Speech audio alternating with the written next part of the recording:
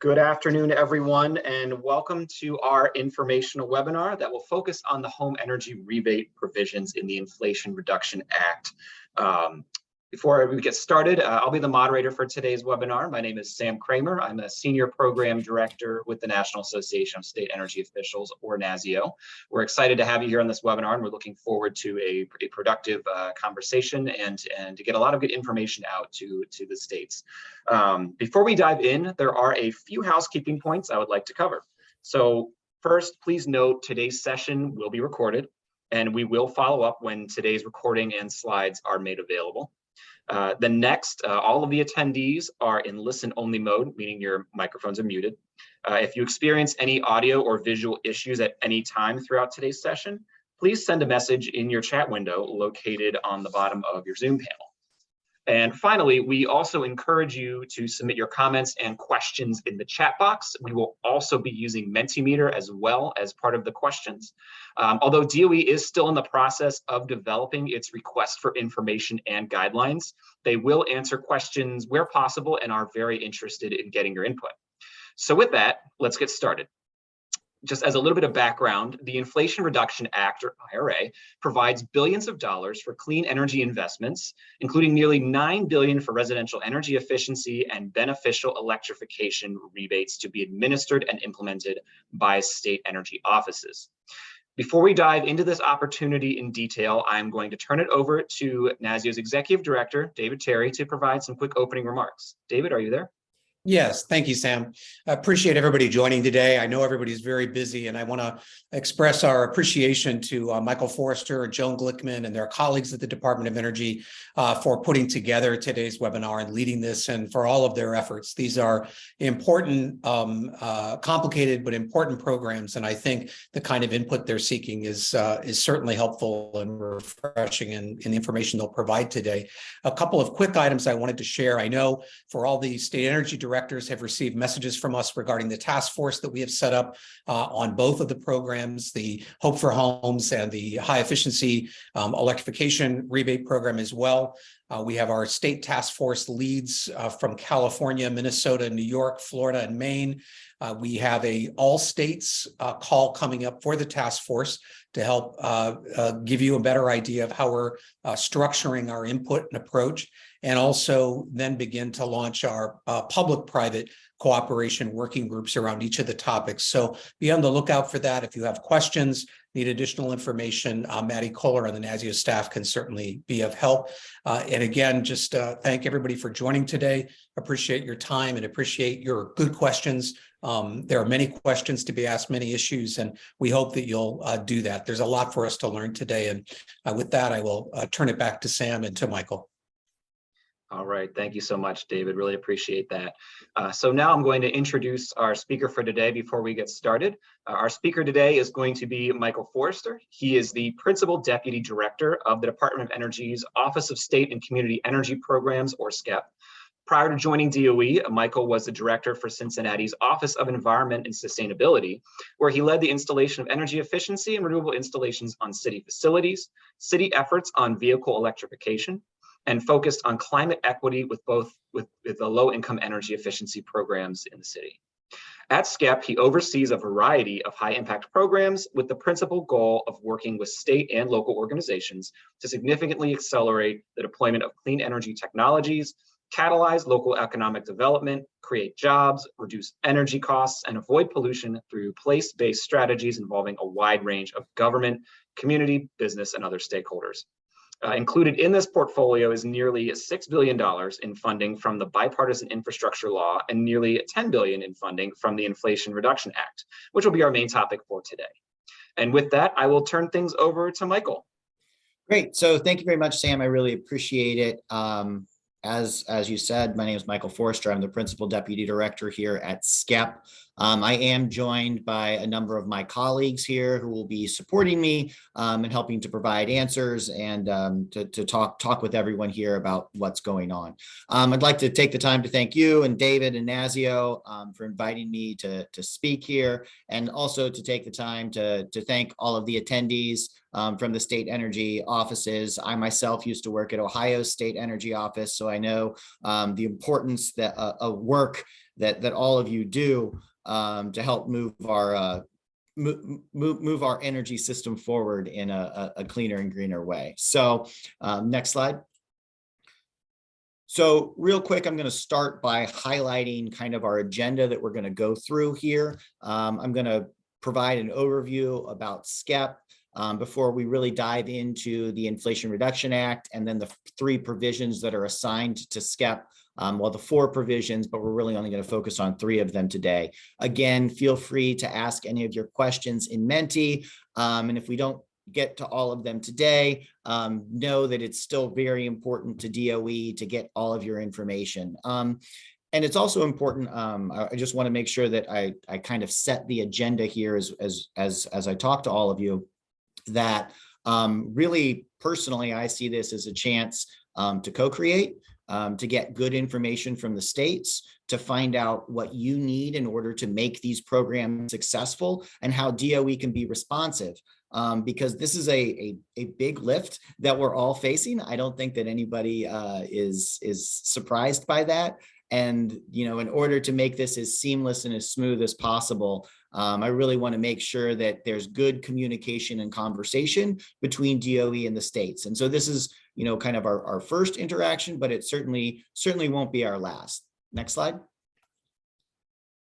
So let's go ahead and we'll kick it off by talking about SKEP as an office. So really the Office of State and Community Energy Programs, you know, DOE has historically been a technology-driven agency, and SKEP was created really to drive the deployment. If you listen to the secretary talk, you'll hear deploy, deploy, deploy, deploy, and that's what SKEP is. We were created to significantly accelerate the deployment of these clean energy technologies so that we can bring costs down for households, for businesses, to spur economic development and really create high quality jobs. We also take to heart and are working very hard to implement President Biden's Justice 40 initiative, where we're going to deliver 40% of that clean energy investments and those benefits to historically disadvantaged communities. So we here at SKEP are working very hard to engage with environmental justice groups, with labor groups, and place-based organizations so that we can help shape these program developments and really deliver on those overall goals of the administration. Next slide. So real quick, you know, we are a new organization with DOE. We were established in January of 2022, and we're a combination of annual appropriations, bill appropriations, the bipartisan infrastructure law bill, I speak government speak sometime, I'm sorry, and the Inflation Reduction Act, or IRA. So the combination of those 3 funding sources puts us at around $16 billion. And so we're a combination of a couple of things. We've brought in some of DOE's historic programs, like our Weatherization Assistance Program and our State Energy Program, again, which all of you are familiar with, that we've had over 40 years of experience in delivering in partnership with yourselves. But we've also had a community focus as well, you know, diving down on the local level. So we have a number of programs like the Energy Efficiency Conservation Block Grant Program, the Local Government Energy Program, and our Energy Futures Grants, which really focus again on that local government work and that community work, and really highlights DOE's commitment to on-the-ground deployment, to make sure that we're engaging communities where they are, and able to achieve big things. And we're just getting started. Of course, you know, with IRA coming on here recently, the scope of this new organization has significantly expanded. And that's really what we're going to talk about today. So next slide. Again, IRA was signed into law in August of this year, and it's a really big deal. It's the biggest swing that this country has ever taken at tackling the climate crisis. You know, when all of those provisions are put together, you know, we're looking to reduce our carbon emissions 40% by 2030. And just for the record, that's 8 years. That's really, really close. So, you know, this again requires us to deploy. So we're going to achieve our goals of carbon emissions, but we're also going to spur green energy investments. We're going to create new jobs, and we're going to reduce energy costs for Americans. We've got a lot of great programs within IRA itself. We're really going to talk about kind of the provisions that are going to help train our workforce and allow homeowners to make energy upgrades to reduce those bills. But if we do this right, if we at SKEP do this right, if we at DOE do this right, we're really looking to shift the market. IRA is just an initial investment in a broad decarbonization play. And if we activate the market, we're going to bring down costs, we're going to increase demand for workforce, and we're really going to shift the energy in the home. We're going to shift the way a home operates. We're going to shift the market, and it's going to act as a catalyst towards this whole clean energy economy. And that is going to be the durable long-term change and long-term impacts of these programs. Because if we just go out and invest this money without achieving long-term market change and market shifts, I would say we will not have succeeded in our mission. We want to make sure that we're creating this long-term change, because even though the IRA investment is historic and huge, it's just a drop in the bucket really to transform the market as a whole. When you look at what it takes to decarbonize homes, when you look at what it takes to decarbonize buildings, that far exceeds what is in these IRA provisions. And so by enabling that market shift and that market change, that's where the real big play is. Next slide. So again, IRA is a gigantic investment, particularly in climate, over $369 billion. But what it also does is it really provides market stability towards this clean energy transition. All of you are probably aware that the tax credit market over the past couple of years has been stop-start, on-off, will they, won't they? And what IRA does is it really provides that 10-year time window for a lot of those tax credits to allow businesses to plan and allow products to be developed to encourage market investment. And that stability is really key, because when we talk about shifting that market, you need that long-term stability so the market knows where to go. There's a huge focus in IRA on incentivizing good jobs by supporting prevailing wage, by supporting apprenticeships. And really, we want to make sure that these benefits benefit the American worker. We want people to come in. We want them to have good jobs. We want them to be installing clean technologies. We want this transition really to go not just to the businesses, not just to homeowners, but to the worker as well. And we're providing direct investment. We're providing direct investment to the American public. If you look at EV tax credits, if you look at these rebate provisions that we're talking about, these are direct incentives that individuals can utilize to help clean their home, to help clean their neighborhood, to help clean their environment, and to bring their bills down in the same time. So we're really excited about all of this. And we're also really excited that there's a dedicated focus on making sure that we assist middle income and low income individuals as well. Many of these provisions with IRA contain specific additional benefits to low income and middle income individuals, or have targeted historically underserved communities. And so that's really going to make a big difference both in people's wallets, but also where they live. We're talking about, when you think about, targeting energy burdened communities, when you think about targeting historical energy justice communities or fossil fuels communities, all of these are targeted investments that really can help drive significant amounts of change. And of course, we all know we're going to reduce emissions, and that's great. Okay, next slide. So what you're looking at here really is a big high-level picture of the various programs and federal agencies across IRA. Again, it's worth noting that the bulk of the spending is that $277 billion in tax credits, again, to help shift the market to provide long stability, to provide stability and enable change. So This just provides that high level oversight. You can see how it's going to impact a lot of different places of our economy. And we're going to see a lot of synergies that come out of these various plays where they build upon one another. You know, where we have a clean energy grid supporting clean transportation, potentially supporting the grid itself, creating that feedback loop. So all of those are important, and they're all going to make a huge long-term impact in our economy. Next slide.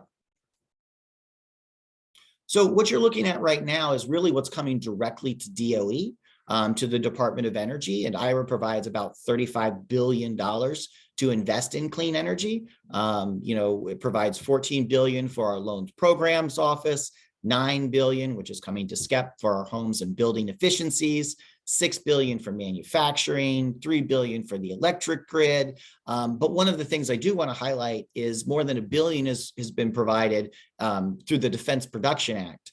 And the Defense Production Act is really, it's a tool to accelerate, you know, clean energy and clean manufacturing through rebates and tax credits. And so that really will help spur the development of new technologies and the production of the technologies that we really need to make sure that we're able to meet this growing demand. I mean, when we look at when we look at the home rebate programs, when we look at the technologies that we're going to be deployed through here, we need to vastly scale the availability of things like heat pumps. And that Defense Production Act really does help enable that to take place. Next slide. So these are the provisions that are going to live within SKEP itself. So we have approximately, and that's really what we're going to talk about here today.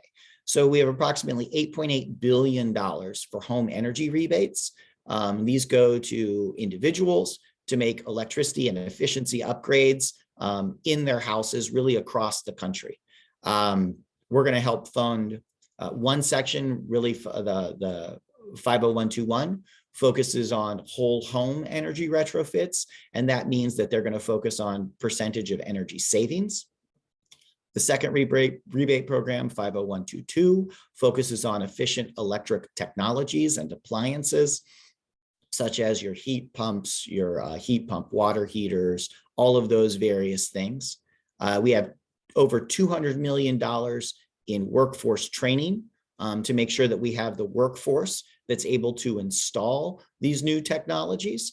And finally, we have over $1 billion to help states and local governments adopt building codes, you know, to make sure that we're up to snuff on the latest energy codes, but also are working to establish net zero codes as well.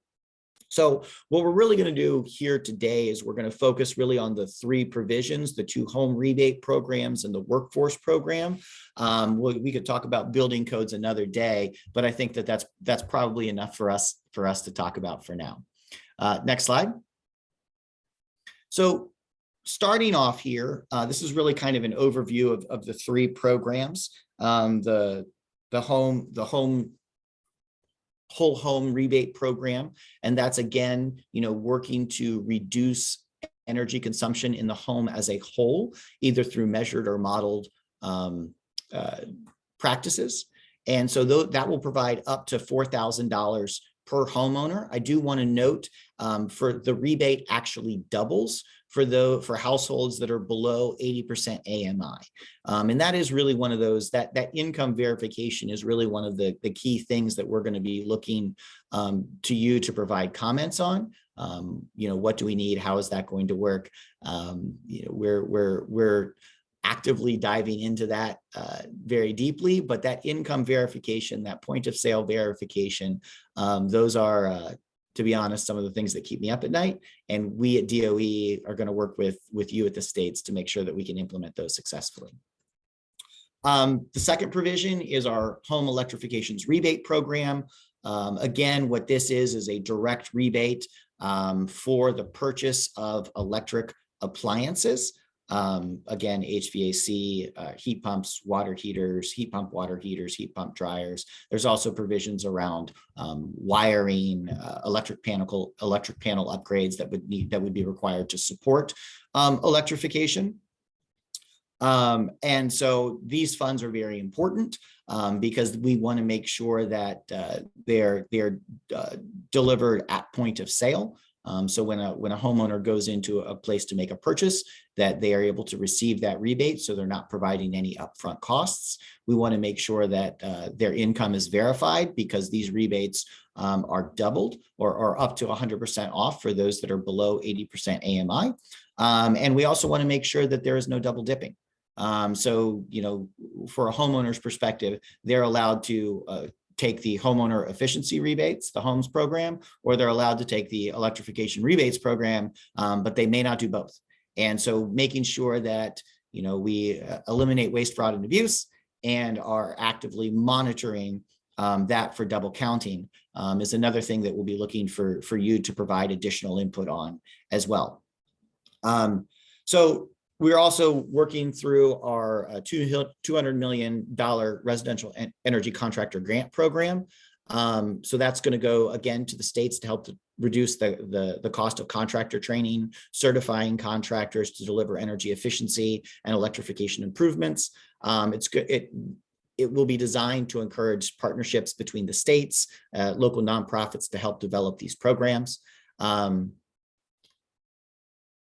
And so when all of these work together, you know, the home rebates, the workforce training, you know, they're all going to do things to make households save money, support jobs, improve the situations of low to moderate income households. It's also going to have a very measurable impact on indoor air quality. You know, when you're talking about eliminating appliances like natural gas stoves from people's homes, that is going to significantly impact that air quality, and it's going to impact their health as well.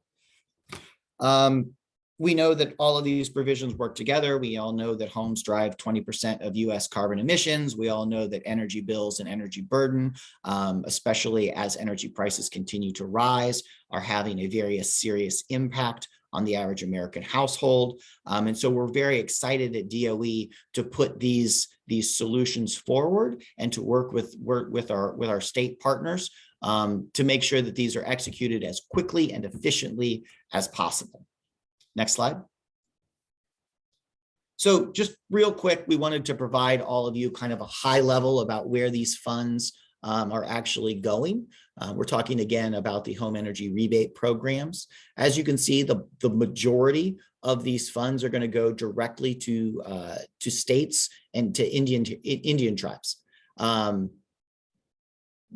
So that is going to put the funding in the states and in the tribes and allow them to administer those programs. We do have, DOE has been enabled under the legislation to utilize 3% of the overall budget for technical assistance and program administration. We'll be doing that. And states have been enabled to take up to 20% for administrative costs as well. So, that will help make sure that those programs are administered fairly and efficiently. But overall, you can kind of see the list of the rebates, eligible entities, eligible technologies. I'm not going to go into that too far, but just know that these funds are really directed to the states with the expectations of the states working to implement them in partnership with DOE. Next slide. And speaking of state implementation, this is just a quick snapshot of the overall funding allocated. Can somebody, if people want that, can somebody drop in the chat the recent press release from DOE so that we can pass that along? If you're interested in finding out more about state allocations, helping you plan a little bit, I will note that on the state and territory allocations, we have not yet determined how the $225 million for tribes will be allocated. That's under current discussion. So we have the state numbers, we don't have the tribe numbers yet. Okay, next slide. All right, so jumping in a little bit more, looking at the home efficiency rebate program. So this is an area that we have a lot of work to interpret and understand the language. So there's going to be a lot more coming out in terms of guidance and interpretation of this statute. But know that we are really looking for input from you around the whole home measurement and verification process, measured versus modeled, how that's implemented, what tools states are going to need in order to make sure that that's successful. So because that rebate is so dependent on the projected energy savings, 2,000 per unit if you achieve 20 to 34%, 4,000 per unit, should you achieve 35% energy savings. And then again, if you're low income, those rebates are doubled. So making sure that modeling, that program is easy from an administration standpoint, from an administrative standpoint, from a contractor standpoint, and making sure that the income verification also goes seamlessly is a very key portion to make sure that this program succeeds. Next slide. So for the home electrification program, we've kind of put up here the eligible technologies, the maximum rebates. So while these rebates, as a whole can be done as a one-off, they can also be combined to achieve significant energy savings. We think that that's very important and one of the key messages that we want to get across as DOE, and we hope that you will help share this message as well, that we want these measures to be combined because you're going to achieve greater savings. And frankly, some of them are necessary in order to make the technologies work. So when we look at heat pumps, we want to make sure that the people purchasing those heat pumps are also taking the time to do insulation and air sealing so that their home is ready for a heat pump. Again, one of the big concerns of mine, this is just me personally, this is not DOE as a whole, but people are going to try and do one-offs and just buy a heat pump and just buy a water heater, and they can do that. But from a heat pump perspective, from a home heating perspective, making sure that you have a tight building shell, well insulated home is incredibly important to make sure that the heat pump technology itself is successful. In addition to the potential electrical wiring upgrades that are required in order to make that work. So I will say, while we want homes are encouraged to combine these, I just want to note for everyone on here, the maximum rebate that can be applied for is $14,000. Next slide.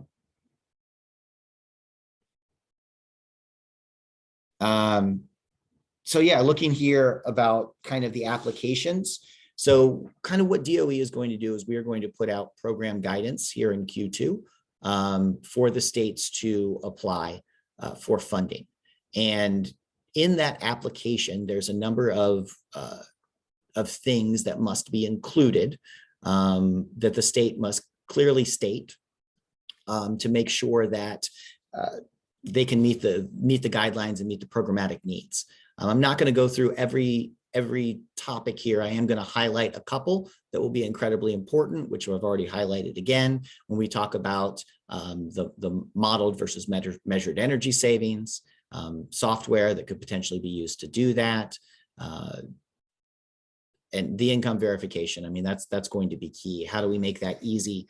How do we make that easy? How do we make it transparent? And how do we make it executable from a contractor perspective? Next slide. So we're now going to talk about the state-based home efficiency contractor training programs. States are going to be allowed to use these funds to offset the cost of training, offset the cost of testing and certification for contractors, and again, to enable partnerships with nonprofits. So really, the contractor training program also includes preparing those contractors to deliver rebates on the home energy rebate program, in addition to just delivering the technology. So, as a state, looking how you're going to train the contractors in order to utilize these rebates will be an incredibly important thing to think about.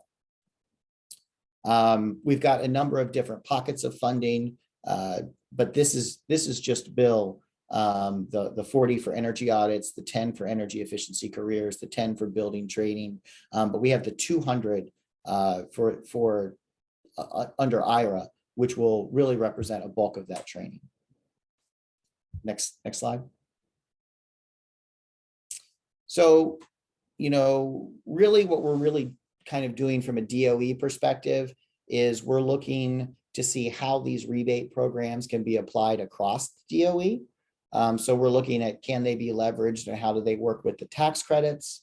How do they work with the energy efficiency revolving loan program, which SKEP just put out guidance on earlier this week. I hope you're all taking a look at that. And how they play with the weatherization assistance program.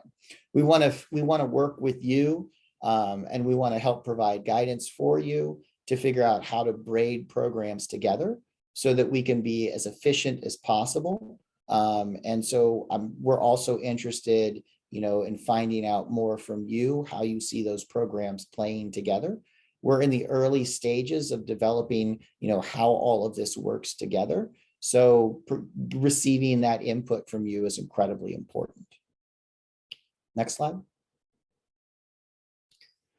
So in the near term, to kind of talk about where we are at DOE, we are currently in the process of engaging stakeholders like yourself to really talk about and find out more about people's concerns about the program, things that they need in order to enable success. Make sure that we're reaching a variety of audiences, diverse audiences, historically disadvantaged communities. And so we're really going to be doing that over the next 2 months here, November, December, and January. We also will be utilizing that time period to put together or to help inform our request for information, which we plan on putting out in mid-January. That request for information will provide a detailed list of questions that DOE has that, again, I hope that you and your stakeholders will take the time to engage with, because that's really going to inform our program guidance and the tools that DOE is looking to build to help support a successful rollout of this program.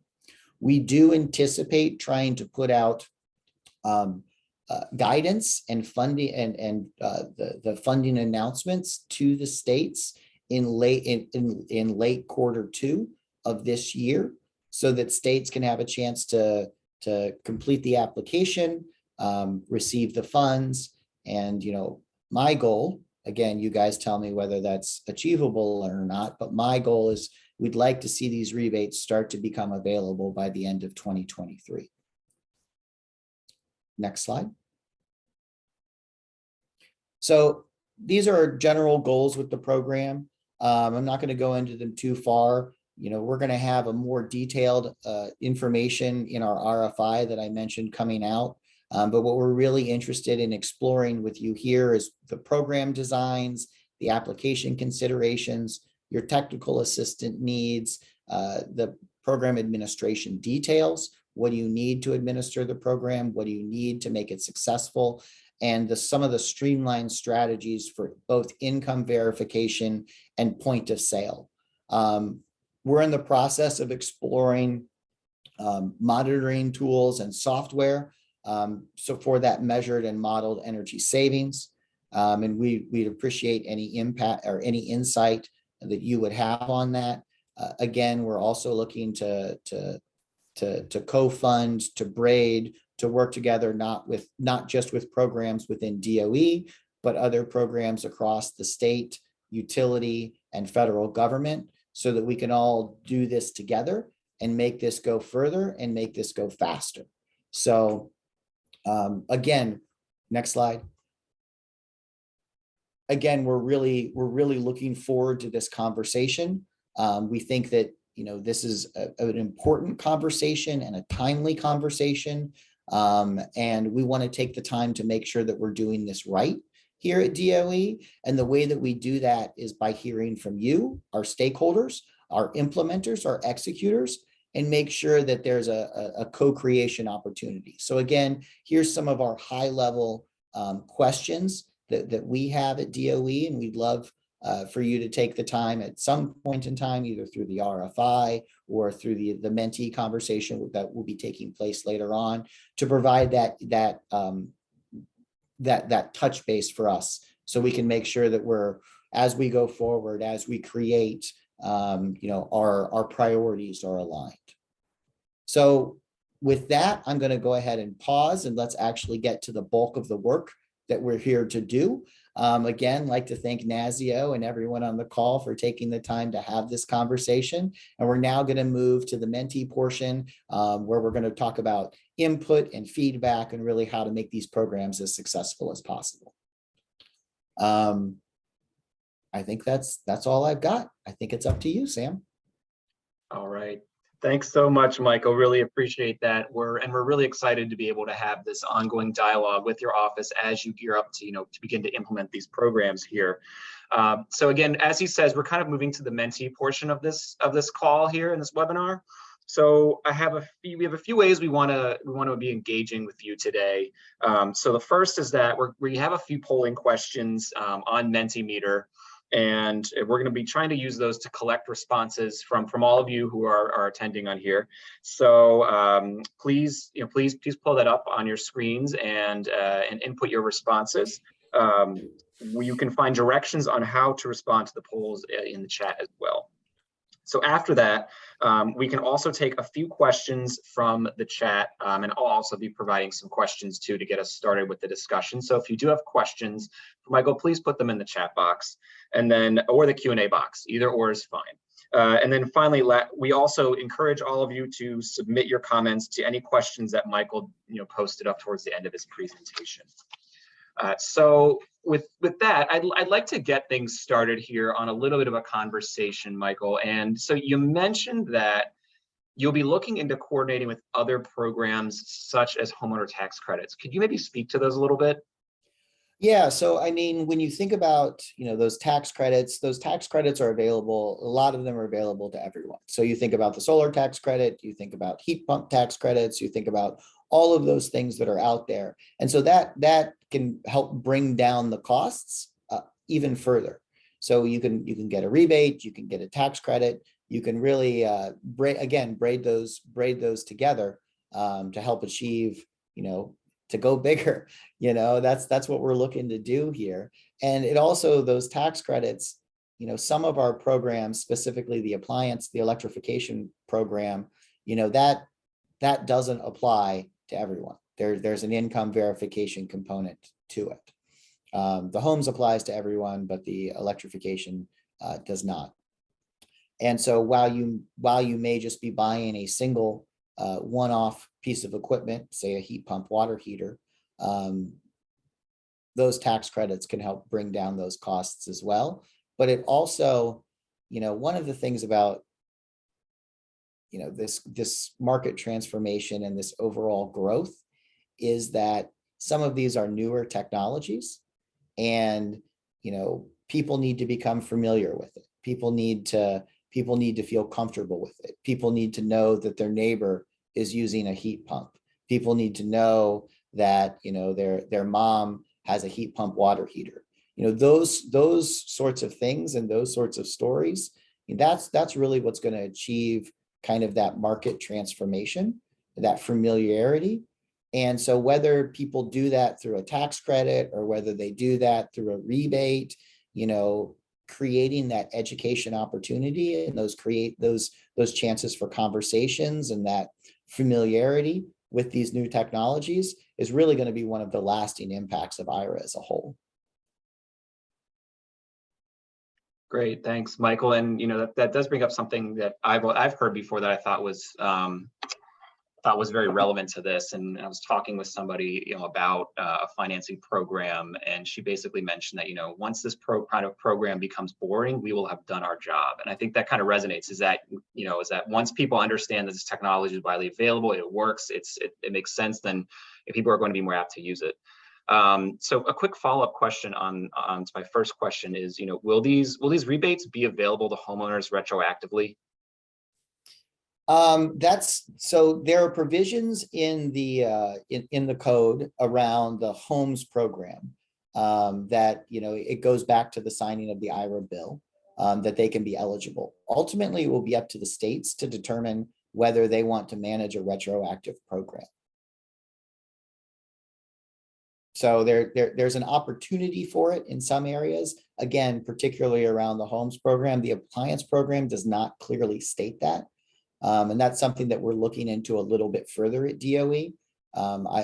So hopefully we'll be able to provide additional guidance, but ultimately it will be up to the states to determine whether they want to make it retroactive. Great. So I think another question I have for you while we're thinking about this is, can Section 50122 funds be used to provide rebates for additional technologies not listed in subclause D6AI, which defines technologies that must be included in a qualified electrification project? So the short answer to that, while we're still looking into it, it's likely no. They were specifically called out in the legislation, and so we of course have to follow the law.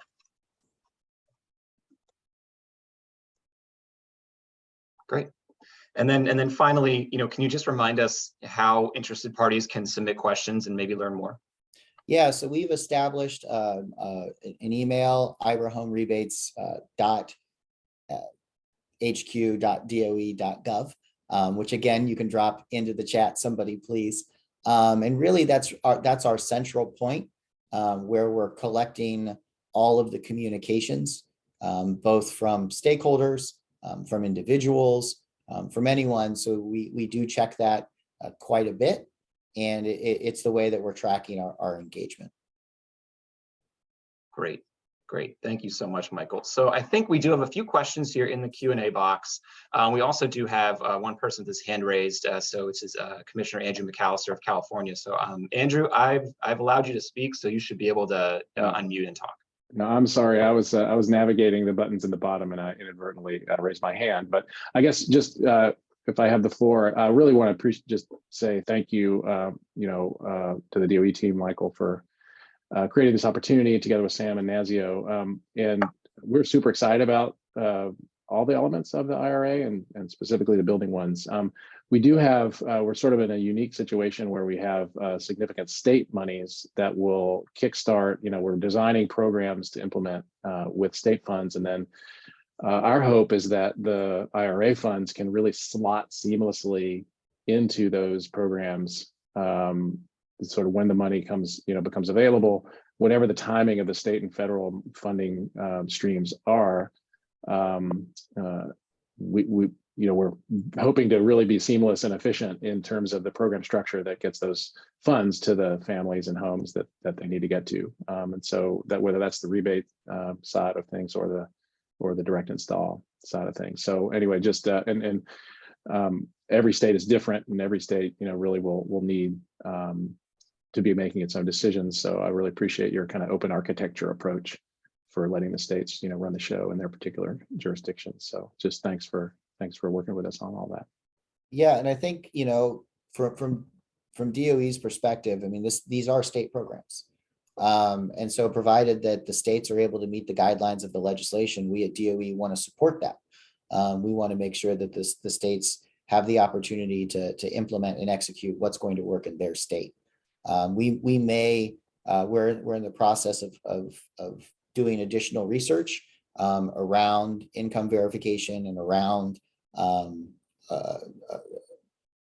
energy savings and all of those sorts of modelings, and we may present, and this is a maybe, we're looking at it right now, but may present model opportunities for states should they choose to participate. But again, as you said, Commissioner, if you've got something up and running, as long as it meets the guidelines of the provisions, then we should be able to seamlessly slide them in. Great. And just thanks again to you and the team and Henry, who I was lucky to be on a panel at Greenbuild with Henry and just really was impressed with his leadership on this and just really, really very optimistic about the collaboration. So thank you again. All right, thanks so much, Andrew. And we do want to have a couple more questions here since we have some in the chat box, but we also do want to get to some participant responses to some key questions that DOE has. So after that, we'll turn over to Mentimeter so we can kind of go over those. Just a couple of quick questions here in the chat. I think this is a good one here. In order to be available by the end of 2023, authentic partnership between DOE and the states will be vital. So will DOE be joining the NASEO Residential Energy Efficiency and Beneficial Electrification Task Force in order to ensure successful co-creation?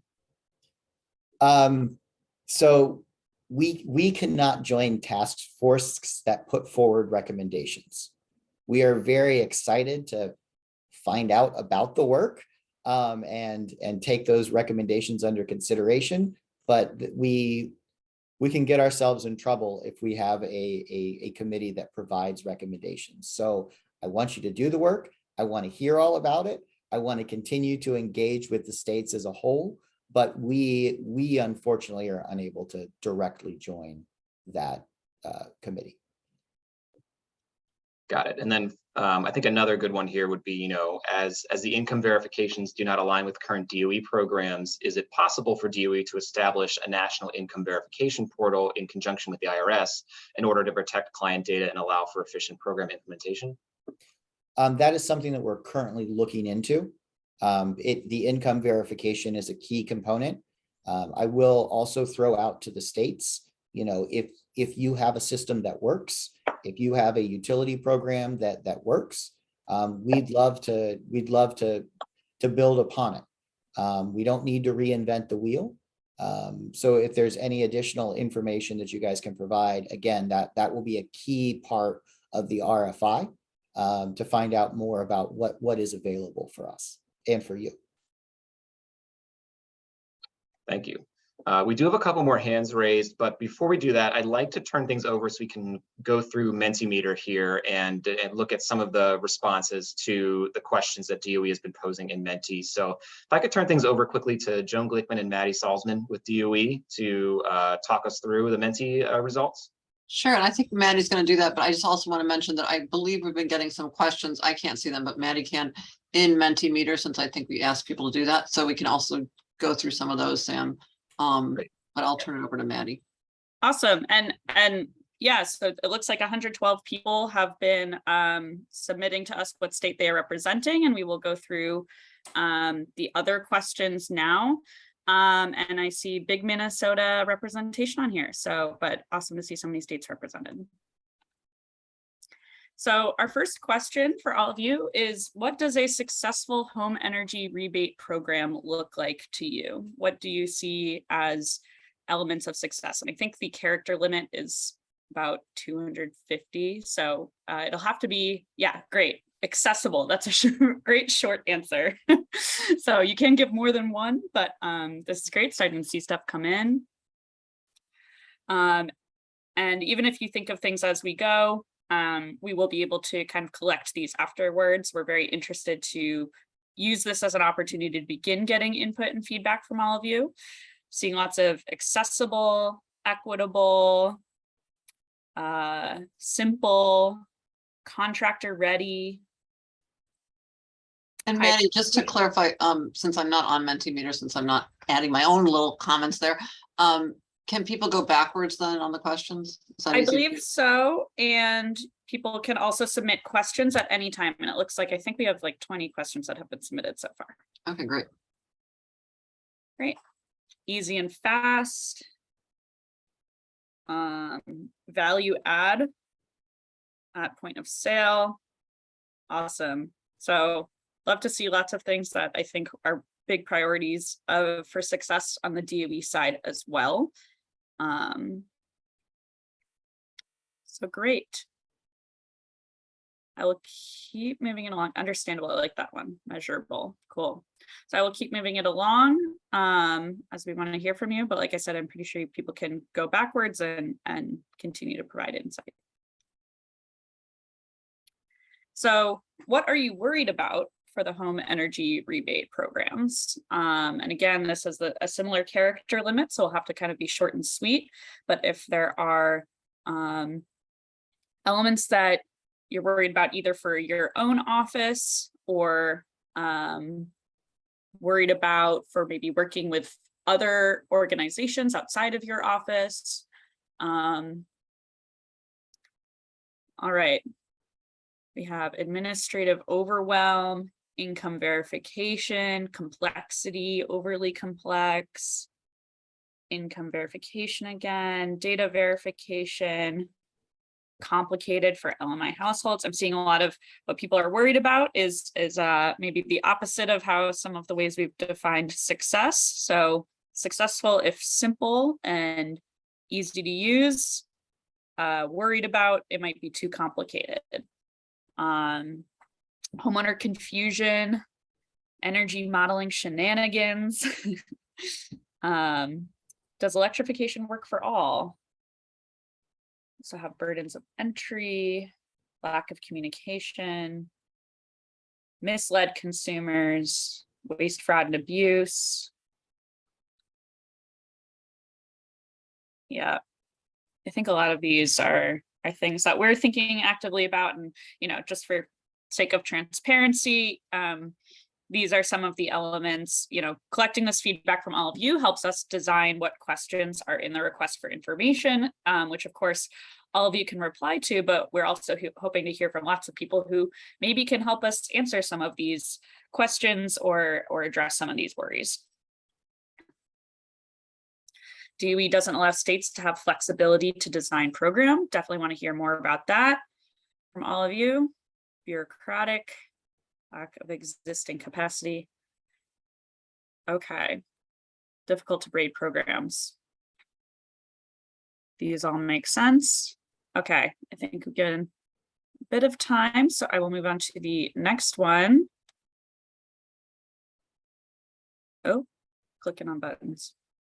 Okay, so this now focuses specifically on the residential energy contractor training program. So what does a successful contractor training program look like to you? So maybe this is a similar answer to what you gave for the rebate programs, but maybe it's a different answer.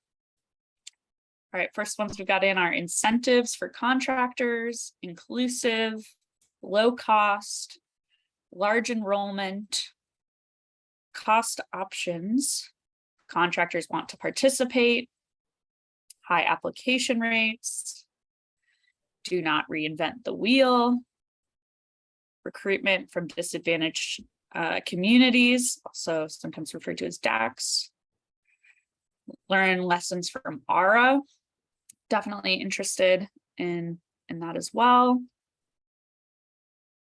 Available and accessible for traditionally underrepresented groups, replicable, available to both union and individual sole proprietors, includes rural areas, reaching rural communities, give curriculum to community colleges, compliant with stretch codes, includes formerly incarcerated, on the job. This is a lot of great stuff. And yeah, lots of considerations to be brought into these programs. Built into or onto existing training channels, hybrid, virtual, and in-person. Great. Awesome. All right, and if you're paying attention to the pattern of questions here, you will know what is coming next. I think we've kind of starting to see some repeats, but this is great. We will move on to the next one. What are you worried about for the residential energy contractor training program? So maybe this will follow a similar pattern of the opposite of definitions of success. Okay, lack of contractors, maybe lack of contractors participating or to even pull from, not sure there, but lack of contractors in general, not inclusive, funding not coming quickly. Definitely interested to hear what timeline issues folks are thinking about. Poor quality training, not synchronized with existing activities, contractors too busy to bother, lack of participation, lack of job opportunities, contractors not seeing the value. I think a lot of this points to some real interest in collaborating with employers probably on some of this training, right? Just seeing lots of things about participation and making sure people have job opportunities. Yeah, training doesn't result in increased workforce numbers, restrictive requirements and barriers, challenges related to drug testing, teaching to the test, rural communities not included. Be interested to know if folks have ideas about how to best include rural communities in general. Lack of follow through, approval and reimbursement timeline, commitment from training centers, community colleges. I imagine that means maybe lack of commitment from training centers or inability to gain commitment. Value not clear. Yeah.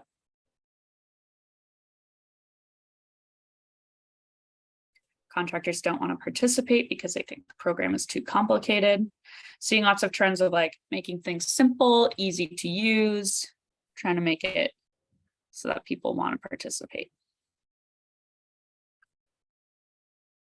Contractors not wanting to change how they do things. How do we complement other funding for workforce programs? Important area. Preparation in high schools. Okay, for the sake of time, I will move forward, but this is all incredibly useful. All right, we're getting some big, long responses here, which is useful for us, and hopefully we can help mitigate some of these fears. Okay, so I know this probably will take more time and effort than just 250 characters, but we're curious to start getting some names of programs or organizations that you think have maybe implemented something similar or successful models that maybe we can learn from here. And this can help us figure out who we need to hear from in public engagement. It also can help us just do more research ourselves on these successful models. So yeah, it can be a specific program. It can also just be something that you see that some programs have implemented that you think have been really great. Online submission, focus on equal access to the program funds, California Tech Heat Pump Incentive Program. Got a few California items on here. We got California Low Carbon Fuel Standard, online application and application monitoring, duct and envelope tightness verifier training and credential, Keystone Help Loan Program, contractor certification, alignment with WAP or utility programs. My screen isn't scrolling. I can scroll it. That's interesting. And I must have clicked something that made that true. Principles to train volunteers at Habitat for Humanity are transferable. Consistent practices and requirements across a region. I think that's a great point, thinking more broadly than any one of these programs on their own. Utility on-bill loan payments.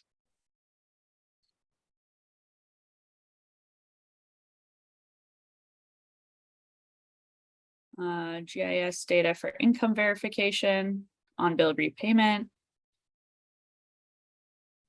Prepaid cards worked well, but sometimes lost. EFT option. Want to hear more about that? NASEO, Midwest Renewable Energy Association.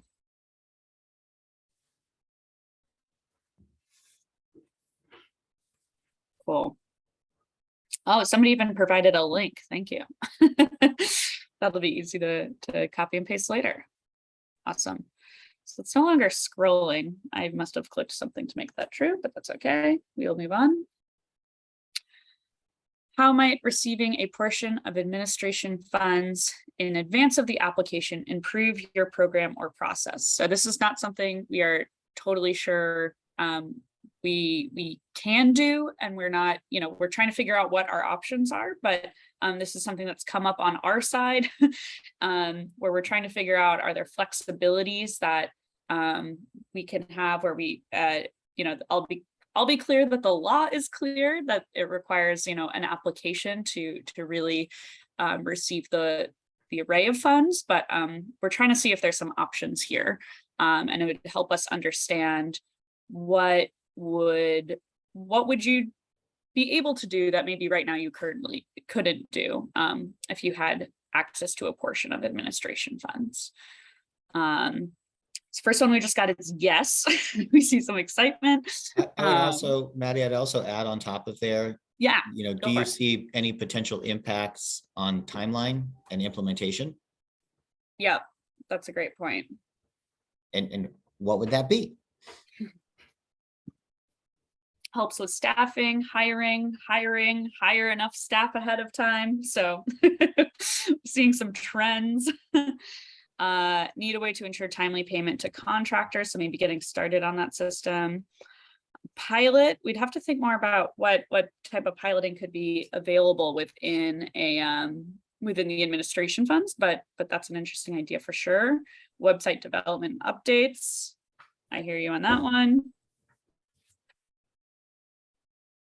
Help greatly so we can hire dedicated staff, as allow us to hire, begin procurement with a third-party vendor, more thoughtful program design and implementation, go out for bid on administrator. This is terrific. I'm sorry, go ahead. Oh no, I'm just reading them. Okay.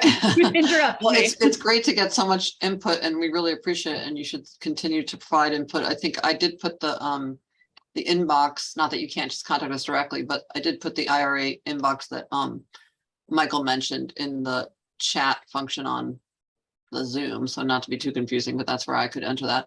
And also I just want to mention that I think Adam and others have been sort of monitoring the questions in Mentimeter. So I can't see them, but Adam has mentioned that there were a lot of questions related to being able to combine incentives. And I think Michael addressed a lot of that. I think we're still working out the details on what's going to be allowed, if anything, but the thing that we know is not allowed is double dipping on the same measures. So there definitely cannot be that. I don't know if Michael, if you want to add anything else on that, other than we are going to be developing more guidance on that.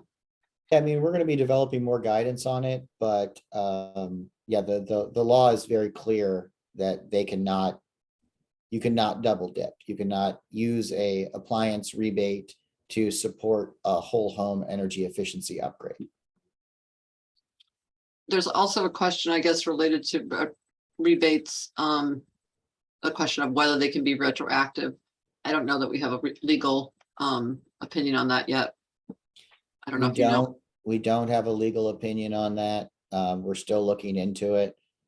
There is a little bit more definition in the homes rebate section than in the electric appliance section. So the homes rebate section specifically calls out, that they are eligible at the signature of the bill. The electrification rebate makes no mention of it. And then we would also need to work with the states to figure out what that retroactivity could look like. So there's a lot of questions around that we don't have clarity at just yet. I mean, it's still helpful to get your questions, everybody. So again, as Michael has said, we don't have answers to some of these yet, but it's good to know what's on your mind. Okay. If it's okay, I think we only have like one more question after this one, and then we can go full on into Oh yeah, sorry about questions from the audience. No And worries. No, it's great. Just a Sorry flag for Sam, I think. If you can drop the email into the chat where everybody can see it, it looks like that right now is only going to the panelists and the host rather than the full Zoom attendees. So if there's a way to send out the IRA home rebates at hq.doe.gov email address and some of the other links to everybody, that would be Oh, appreciated. yeah, thank you. I also put the link to the press release that that Michael had mentioned with the allocations, and I realized that now, I don't know if it went to everyone or not. I'm not sure I was able to do that. But Sam just took care of it. Yeah, Sam just oh, okay. just shared Okay, it, so great. now everybody Thank should you have it. very much. Fantastic. So yeah, I'm seeing lots of answers on this particular question, which is great. It seems like a overwhelming mention of hiring, as well as some stakeholder outreach, some about speeding up processes, some about training, a whole bunch of items. So this is really useful for us to understand. Okay, so I think this is the last question or second to last question on the Menti. In which areas do you think your state will need technical assistance for program rollout? And particularly thinking about the portion of funds that DOE has to dedicate towards some more nationally focused technical assistance, so that we can start to get a sense of what you might need. All right, California coming in first, says no needs for technical assistance. I don't know if other states will say the same thing, but that would certainly be interesting to know. Training contractors, training materials, income verification, how to design success metrics and monitoring, another few, income verification, training standards, modeled and measure savings and contractor training, doing the right things in the right sequence to prevent unintended consequences with all these technology options. It's a great point. I wonder if that would manifest mostly as contractor training or, homeowner training or something else, but be good to know or better understand. Modeled or measured energy savings and best practices. Verification of eligible applicants, no double dipping. I know that just was just coming up, so it makes sense. Training states first so we can be in-house experts. That's a really cool idea. I know there's many layers of workforce training that is often on the table here and need to be thought about. Clarity on program rules, that makes a lot of sense. We definitely want those to be clear. TA will be most helpful if states have a dedicated program manager or point of contact if questions come up or TA is needed. Okay, so kind of train the trainer, or TA the TA-er of sorts. So one thing I'm seeing. Trainers to use for contractor training, train the trainer, there we go. Energy modeling requirements, training real estate professionals to value higher energy performance. Templates, tools, states can elect to use if they want. I think that's important for you. Another person says none needed. DOE could align home improvements with home energy score or scorecards for the MLS. Getting, be curious if it's something specific with technical assistance there. A great point. Getting the program established, designed, contractor training, best practices. What stakeholder management, White House website says rebates next year. There is a January 1 expectation by many, ... Yep, we hear you. We want to help manage that, those thoughts and those questions.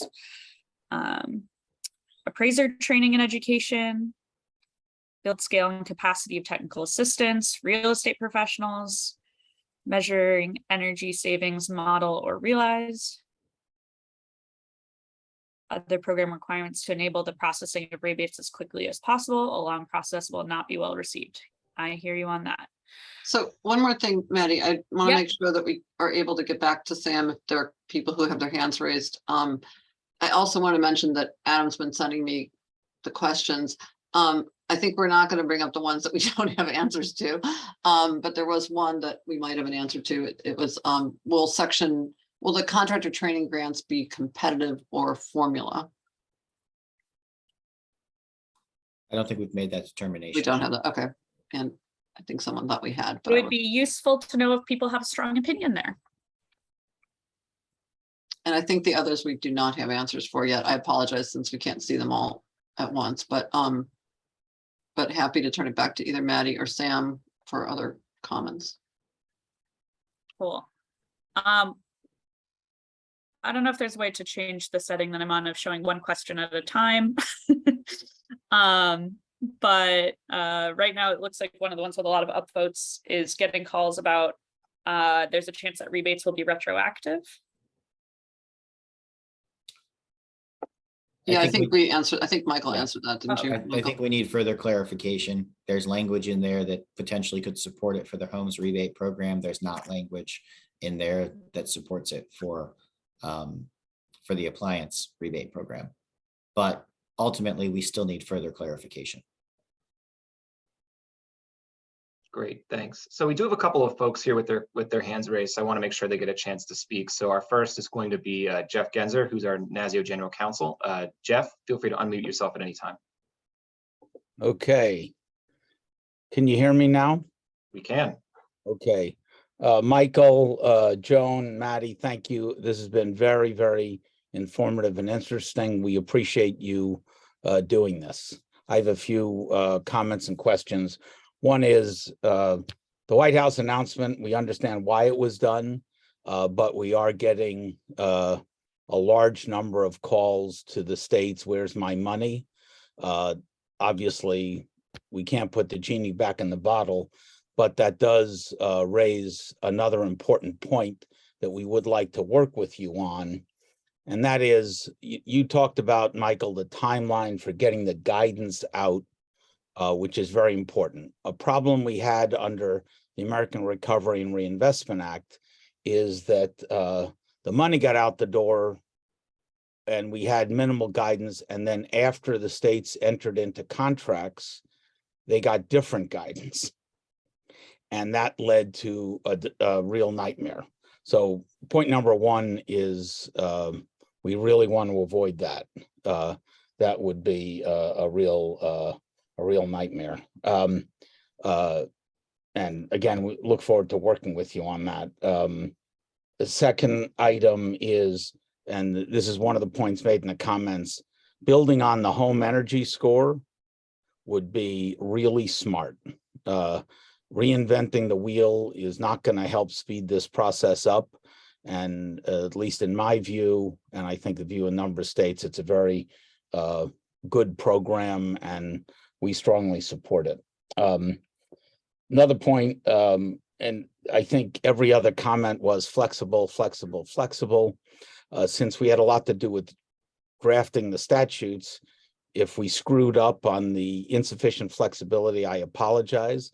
But the nature of the reconciliation process made it somewhat difficult. But building on existing programs where they exist really will speed this along. And I'm not sure, and again, Michael, I know you and Joan and Maddie fully understand this, but building on existing programs where we can will make it a lot easier to get the money moving quickly. Last point I'd like to make, and I do apologize for the. And Jeff, to that point, if states have existing programs that they think that can be built upon, we'd love to hear that. Great. All right. Well, we'll work on that. I'm sure Sam will make a note of it, and Maddie, our Maddie, not your Maddie. So, and I guess I think those are the key points, but we don't have to get into a legal debate about whether you can join the task force or not. But to the extent your team can coordinate with us as much as possible, that would be critically important. And we know, Michael, you and Joan and Maddie are committed to that, and we really appreciate it. And I know our Maddie and David want to get a set of principles out as quickly as possible. And at least from my perspective, we really appreciate the level of cooperation on this going forward and what you've shown in today's call. So thank you for that, and we look forward to chatting further.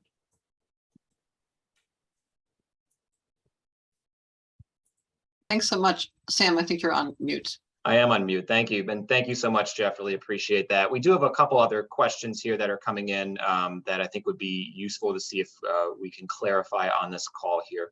So first is, can electrification rebates be used by folks who have received weatherization funds through WAP?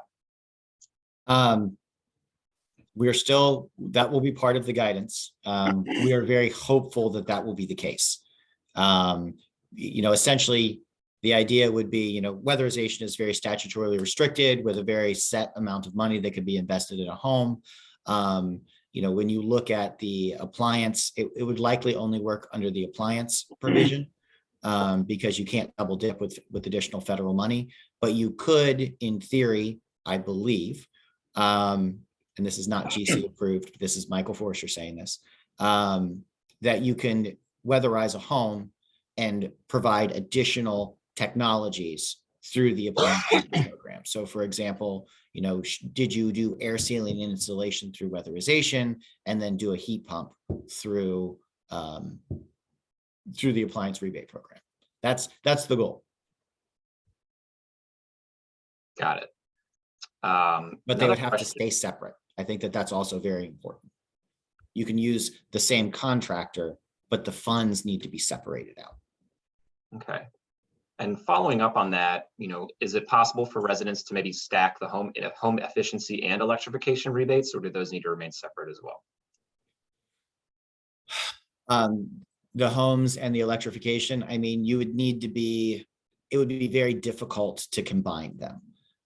In theory, you may be able to create a completely separate thing, but you could not account for energy savings in the home energy rebate in the homes program that was being provided for under the electrification program. You can't double count. So you could do a whole bunch of provisions under the homes program, and you could do a separate technology under the appliance rebate program, but the energy savings under the appliance rebate program could not be applied in the homes program because then that would be double dipping. Got it. Okay, that's really good. And just as a reminder to everybody, we will be posting these we will be posting this recording of the webinar as well as slides on the NASEO YouTube channel. So we will hopefully get that out very soon. So for those of you that are looking for it, we can certainly make sure that's available to you as soon as possible. Another question here is that is DOE thinking about guidance for customer engagement and awareness for LMI customers, as well as processes for encouraging whole home rather than one-off upgrades? The short answer to that is yes. That has to be a key part of the program, whether it comes from DOE or whether it comes from the states. I think that's something that we can co-create together. But you're absolutely right that we want, particularly as people look at their HVAC and as they look at heat pumps, that they are doing those whole home retrofits, because that's what's going to make the technology work. And ultimately, we want this program to work. We want people to be comfortable in their homes.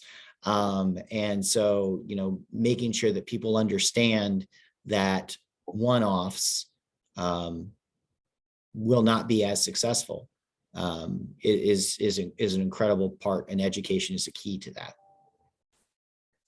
Great. And it looks like we do have another hand raised here. So Cara, I've allowed you to go speak, so feel free to unmute yourself at any time.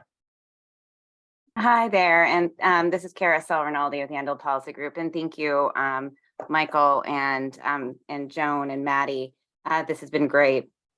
One thing I wanted to just clarify on one thing that you mentioned, Michael, was our understanding was always that the intent was that homes and the electrification, as you said in your second response, can be used, but again, there just has to be that clarification, basically the same as your response on weatherization, that's the same thing. There just needs to be some clarification on how to separate. And I'm sure that there are many states, and probably as we're looking through technology providers on software, that can provide some additional detail to DOE on how we might be able to do that, to give additional flexibility to states and to homeowners and contractors to be able to get their best solution for that homeowner, whatever it is, after they've left. Now, of course, that's probably only in places between the 80 and 150% of AMI, given that, you know, if you're at 80% and below AMI, you're probably just going to focus on the electrification, given that it's a much more generous rebate for as long as that one lasts. I did have a question though, a couple questions, but one is that the law does talk about access to utility data and that DOE will be putting together best practices. This will be very helpful to states who do want to follow the measured approach. It also talks about time and location and greenhouse gas emissions. So I was wondering if on either of those you have any thoughts. And then the final question I had was about the ability for states to potentially modify their program. I mean, they may have this program going for 9 years to ensure that they have the flexibility that as new innovations happen, new access to utility data happens, that the states have the ability to modify their program to make it as useful as they can to their state and their energy goals. Thank you. Yeah, thanks, Kara. Appreciate it. I mean, to your later point around flexibility and updating of the plan and program, I think that's something that kind of we need to go back and figure out how that would work into the overall process. The law specifically states in order to receive funds, they have to turn in an application, but doesn't really provide clarifications on the modification process to that application. And so we can take that point and go back and noodle on that a little bit more.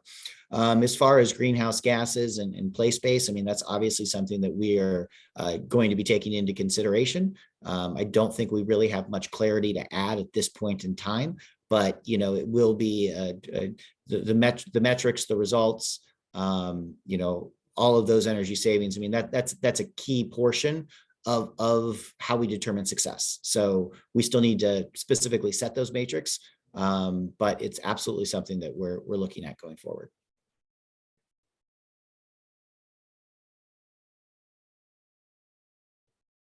I think you're still on mute, Sam. Yep, we do have another question here, and I will allow Nick Berger to speak. Nick, feel free to unmute yourself. Thanks, Sam. Thanks, Michael. I'm admittedly somewhat kind of, I think, reiterating Kara's point a minute ago, but I from the way that we're thinking about to your point, Michael, about kind of transformational change, both at kind of at scale, but also at a household level, the way we're thinking about the IRA funding is explicitly about going into work with households to do deep energy retrofits and electrification. But I'm very concerned about the lack of combinability of the here and the homes measures, because I just don't see how we're going to get a lower income household to go through the process of a deep energy retrofit if the cap, comes out at essentially $14,000. I don't think that's going to cover the cost.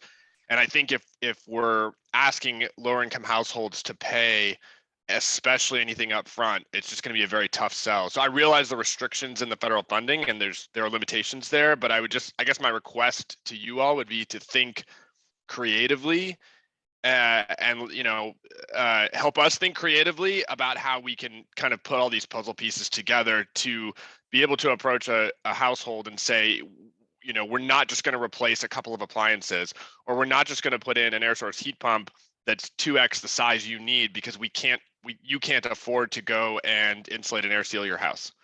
So how do we close that loop? So I think to your point, you're right. It's rather restrictive if you just look at the RO rebates as a whole. But when you start looking at some of the other funding sources, weatherization is one that potentially comes to mind. Again, where you can do, that initial $8,000 upgrade, and then you can then go further with the IRA rebate programs. So because they would be separate funding sources for different technologies. So that's what's immediately coming to my mind. But I would also say that for everyone on this call, we'd love to hear it. If there's other ways that we can braid funding and other ways that we can support deep energy retrofits, especially in our LMI citizens, we would absolutely love to hear that. So. Great. I think we have about 6 minutes left on this call, so I have about enough time for maybe one more question before we need to begin closing out for the day. And I think a good one here in this chat is just, obviously there's a lot of funds coming to the states. How much of these funds can be set aside for administrative activities? 20%. 20%, great, very easy. And then finally, I think a good one is, can you just talk a little bit more about just the role of the energy contractors in delivering these rebates? Rebates are primarily a point of sale, so what's the role here? Well, I mean, there's different definitions of point of sale, and there's different types of technologies. So, you can go to a big box and you can purchase a heat pump water heater that you install yourself. That could be a point of sale. There's also hiring a contractor for installation, and so that could be a different point of sale. So contractors are going to be a key part, especially as you're looking at deep whole home energy retrofits. You're looking at, insulation, and you're looking at wire upgrades. You're looking at all of those sorts of things. I mean, those will likely be done by contractors. There will be some DIYs out there, and the electrification provision can help support that. But contractors are a key element to making sure that we do the necessary deep energy retrofits and those more technically advanced improvements to a home. Great. And so we do have about 4 minutes left here. I want to just quickly turn things over to David Terry to provide us with some closing remarks before we wrap things up. Thanks, Sam, and thanks everybody for the questions and comments and ideas. And I think one of the things that we certainly have been mindful of on the NASEO side as we've discussed these issues with the states and with those that, in the case of the homes program over the past decade, as that program has evolved, and the rebate, high efficiency rebate system as well. I think one of the things to keep in mind is that statutes always leave room for interpretation, and we hope creativity where it makes sense and provides flexibility. And I think one of the things that has been in the back of my mind really since passage is the length of time before these programs actually hit the street, which will vary presumably from state to state over time, will be later than when tax credits are available, presumably. And just the virtue of those tax credits being out there will cause some homeowners to do implementation that might have fallen under one of these programs. And so that will affect program design as well, thinking about the parts of the market, at least for those that are not targeted toward lower income, the parts of market it hits. So there are a lot of layers to this. I just want to remind folks that we'll be putting forth a set of principles under the task force through a states only activity, be reaching out then to all of our private sector partners on all of the working groups that really drill down on most of the issues you heard about today to gain your input and put that forward in a package for the benefit of the department to consider and for others. And just again, to thank you to Michael and Joan and Adam and Maddie and the whole team for their efforts. And if you have questions on this end, please do reach out to Maddie Kohler on our staff. Thank you. Thanks, David. And so just to, quick closing remarks here. First, a big thank you to our speaker, Michael. Michael, that's been a fantastic presentation. Really appreciate it. And also a big thank you to all of you who've joined us today. We really appreciate you taking the time out of your busy schedules to, come and hear about these programs and what SKEP is going to be, doing as part of this process here. If you are interested in continuing this conversation, because obviously this has been a great conversation, NASEO's Residential Energy Efficiency and Beneficial Electrification Task Force was formed by the state energy offices to prepare for these new residential energy efficiency programs. It's open to all state energy offices and includes a private sector advisory group and is co-chaired by several state energy directors. The functions of this task force are to develop principles for US DOE guidance that will be associated with these programs to reflect the variety of markets and priorities of the state energy offices, draft program templates for the state energy offices with deployment options, and to serve as the space for the state energy offices, federal agencies, and private market actors to discuss these programs. If you want to join the task force, like David said, please contact Maddie Kohler at mkoewer@naseo.org. And with that, I will close us out. Thank you all again for joining us, and have a great rest of your day, and happy Thanksgiving. Thank you, everyone. Thanks all. Thanks so much.